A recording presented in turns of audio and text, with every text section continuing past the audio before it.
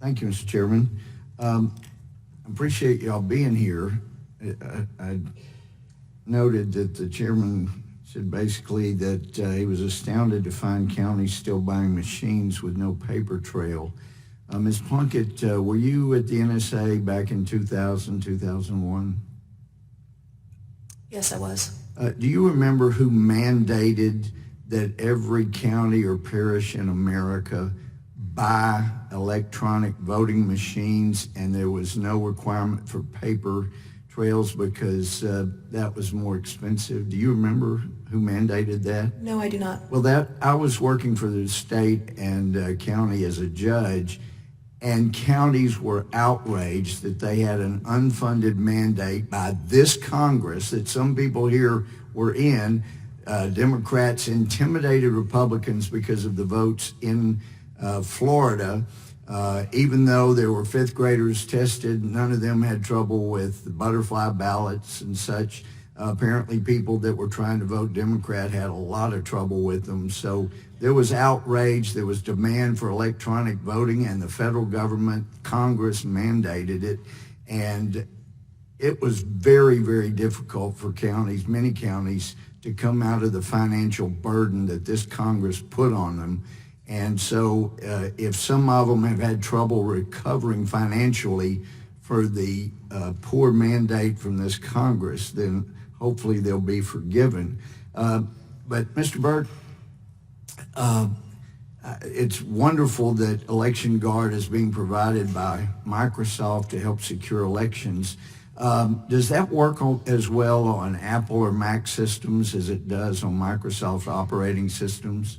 Yes, Congressman, it works on any platform. It doesn't matter what platform. See, I'd heard that about here in Washington. I could have whatever computer system I wanted.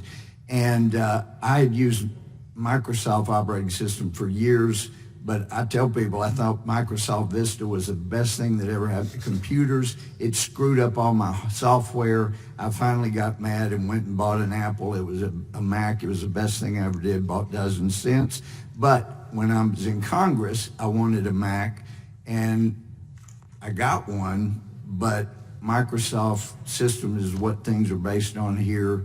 It screwed up my computer, and they said, look, you just can't have a Mac if you're going to communicate with other computers around it. So I just didn't know. And I understand that your job is security and trust with Microsoft, so maybe they hadn't told you, but is there any backdoor into Election Guard that Microsoft might have in order to fix or deal with some problem in the system?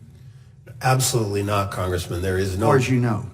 Well, not only as far as I know, but it was my team that did the engineering work on this Election Guard. Okay. And so I'm confident there is no backdoor. The other thing I would say again is we are making it an open source project. So the source code is available today on GitHub for anybody to look at. And we actually encourage hackers to try to hack into it so that we can find any security flaws and fix them. And one of the problems, since really we're all very concerned about election security, no matter how good your system is, it can't do anything about a county that hires a vendor, as my colleague was just bringing up, and the vendor at the end of our early voting on Friday before the election on Tuesday takes the 48 flash drives from the 48 precincts home and plays with them until Election Day.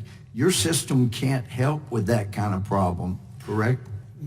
Actually, Congressman, the Election Guard technology, the way it works, actually provides security and trustworthiness even if you have a vendor or an election official who's been compromised or has some malign intent, because the vote gets encrypted the moment that the voter votes on it, and it's never decrypted after that. Yeah. So it's protected against any of those kinds of attacks. But and then if it's protected against that kind of abuse, then a county may not want to use your system if they need a vendor to take them home and play with them.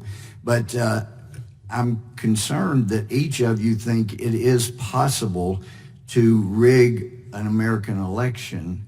And if that's the case, I just warn you that in President Obama's eyes, that would make you a non-serious person, because he said no serious person out there would suggest somehow you could even rig America's elections.